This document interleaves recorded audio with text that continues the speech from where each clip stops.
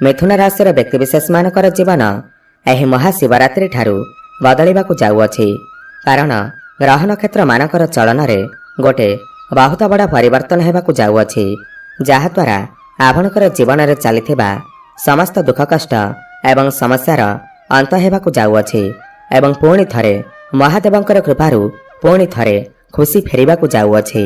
देखंतु बुध शुक्र एवं सूर्यंकर राशि परिवर्तन होगा जाऊँगी जहाद्वारा आपणकर जीवन में किछि बड़ होगा जाऊँगी। यह महाशिवरात्रि ठारू आपणकर जीवन में चली समस्त दुख कष्टर अंत होगा जाऊँगी। पुनर्बार आपणकर जीवन में खुशी फेरिबाकू जाऊँगी। तेबे आसंतु जानिबा यह महाशिवरात्रि ठारू आपणकर जीवन में कौन सबु बड़ परिवर्तन होगा जाऊँगी।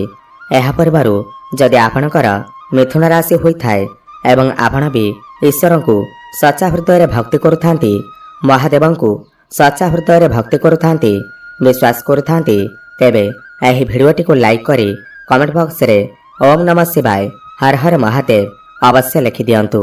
देखंतु पूर्वर आपणकर स्वास्थ्य खराब रहुथिला धन जनित समस्या देखा देउथिला आपण ऋण नैथिले किंतु ऋण सुझी पारु नथिले ऋणर भार आपणक ऊपर बढ़ी जाइथिला गृह परिवार रे खुशीर वातावरण नथिला शिक्षा क्षेत्र रे समस्या देखा देउथिला आपणकर अनेसेसरी खर्च हेउथिला समाज रे आपणकर मान सम्मान नथिला आपणको चाकरी प्राप्ति होई पारु नथिला संतान संतति पाई आपण चिंतित थिले आपणकर व्यापार वाणिज्य रे लॉस हेउथिला प्रेम जीवन रे मध्य समस्या देखा देउथिला तेबे एही भली जहाँ भी समस्या आपणकर जीवन में चलुथिला ताहा एबे दूर हेबाकू जाऊँगी। यह महाशिवरात्रि ठारू आपणकर जीवन में पुणी थरे खुशी फेरिबाकू जाऊँगी। महादेवंकर कृपारू आपणकर जीवन में नूतन सूर्य उदय हेबाकू जाऊँगी। बंधुगण देखंतु शुक्रंकर राशि परिवर्तन हेउछि। शुक्र जे कि धन कारक ग्रह शुक्र ग्रह को माँ लक्ष्मी स्वरूप माना जाइथाए। शुक्र आपणकर क्यारियर भाव में उच्चस्थ अवस्थार अछंती एवं आपणक राशि पाई शुक्र हेउछंती पंचम एवं द्वादश भावर अधिपति। शुक्र आपणकर दशम भावर अछंती यार माने हेउछि आपणकर कर्मक्षेत्र रे उन्नति आसीबाकू जाऊँगी। यह महाशिवरात्रि ठारू जदि आपण चाकरी करछंती ताहेले प्रमोशन हेबार जग बनुअछि। कोनोसी एमएनसी कंपनी रु जॉब ऑफर मते आसीपारे। शुक्रंक सहित राहु मते विराजमान अछंती एवं दशम भाव में राहु को बहुत उत्तम माना जाइथाए तो कर्मक्षेत्र में आपण को आकस्मिक भाव में उन्नति प्राप्ति हेबा।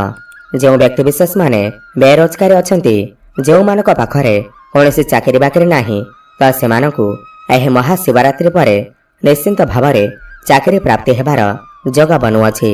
ओवर ऑफिसरंकर सपोर्ट आपण को प्राप्ति हेबा। कर्मस्थान रे आपण को सम्मानित करा जाई पारे। कर्मस्थान रे आपणकर काहा सहित संपर्क बढ़ी पारे प्रेम संपर्क बढ़ी पारे। आपण समस्त कार्य को बहुत सुरखुरी करि पारिबे समस्त टार्गेट को पूर्ण करि पारिबे एवं जो व्यक्ति विशेष माने विदेश रे रही चाकरी करुछंती व्यापार वाणिज्य करुछंती तो सेमानकु बहुत अधिक लाभ प्राप्ति हेबा।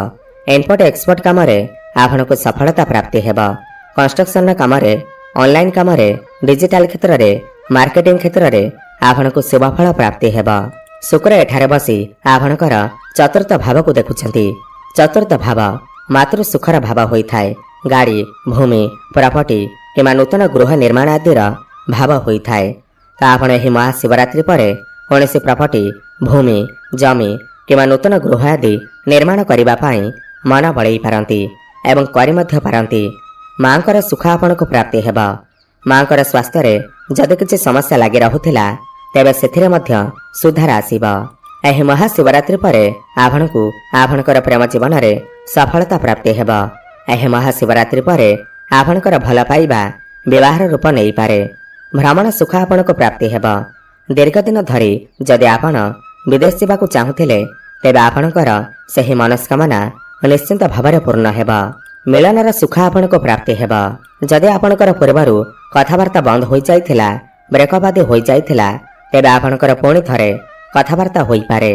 प्याचअप हेबार मध्य संभावना बनुअछि किंतु आपणक भितरे टिके क्रोध देखा देई पारे जिद्दीपण देखा देई पारे। एथिप्रति आपण टिके ध्यान देबे। शिक्षा क्षेत्र में आपण बहुत अधिक उन्नति करेंगे।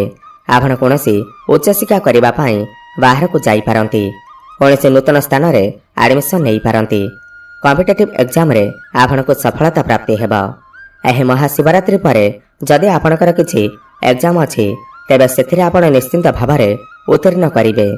प्रतियोगितामूलक परीक्षा रे आपण को सफलता प्राप्ति हेबा। पाठ पढ़ा रे आपण बहुत बड़ा डिसीजन नहीं पारंती, कोनसी फॉर्म फिलअप आदि करि पारंती, कोनसी नूतन स्थान रे एडमिशन नहीं पारंती। आपणकर ज्ञान बढ़िबा, बुद्धि बढ़िबा। ज्ञान एवं बुद्धि बल रे आपण आपणकर पाठ पढ़ा रे बहुत अधिक उन्नति करिवे।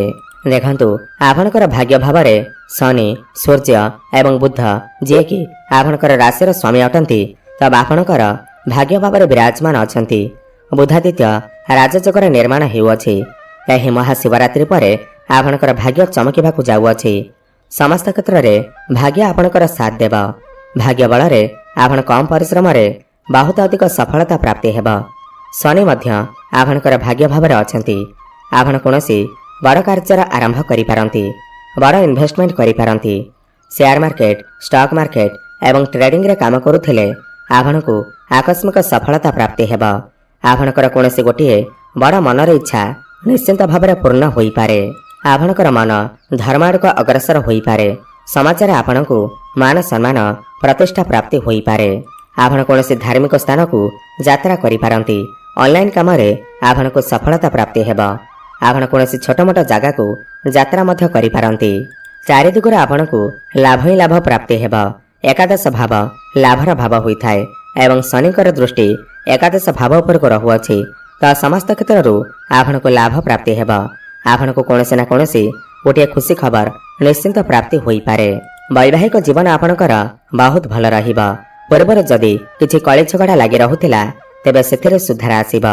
आपण दुई जण मिसी किछि बड़ प्लानिंग करि पारंती, फैमिली प्लानिंग करि पारंती।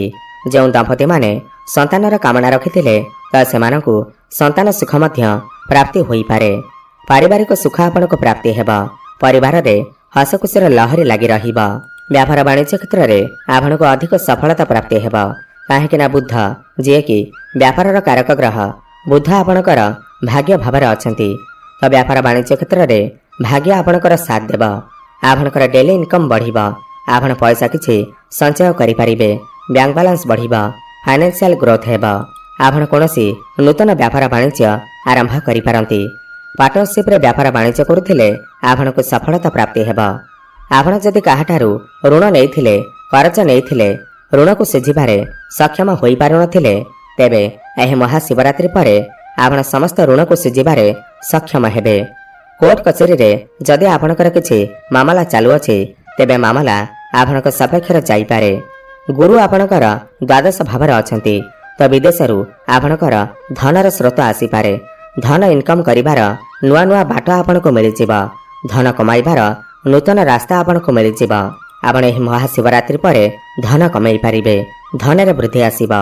मंगल आपणकर लग्न भावरे अछंती, प्रथम भावरे अछंती, त आपणकर स्वास्थ्य बहुत भल रहिबा। केवल आपणकर आखिरे जलन भली समस्या देखा देई पारे। एथिप्रति आपण टिके ध्यान देबे। आपण स्वास्थ्यवान अनुभव करिवे, काहेकि ना बुधंकर स्थिति बहुत भल अछि। तेबे बंधुगण एही महाशिवरात्रि परे आपण माने समस्त क्षेत्र रे उन्नति करिबाकु जाउछंती। ताहा व्यापार वाणिज्य क्षेत्र रे हेउ, क्यारियर क्षेत्र रे हेउ, प्रेम जीवन रे, शिक्षा क्षेत्र रे हेउ, समस्त क्षेत्र रे आपण उन्नति करिबाकु जाउछंती। अधिक शुभफल प्राप्ति करिबा पाई आपण प्रत्येक दिन प्रभु गणेशंकर आराधना करंतु। बुधवार दिन गोमातांकु सबुज चारा खाइबाकु दियंतु एवं बुधंकर बीज मंत्रर जप अवश्य करंतु। ओम ब्रांग ब्रिंग ब्रंग सह बुधाय नमः 108 थर प्रत्येक दिन जप करंतु। शुभफल प्राप्ति हेबा। आपणकर भाग्य रे उन्नति आसीबा। धन्यवाद।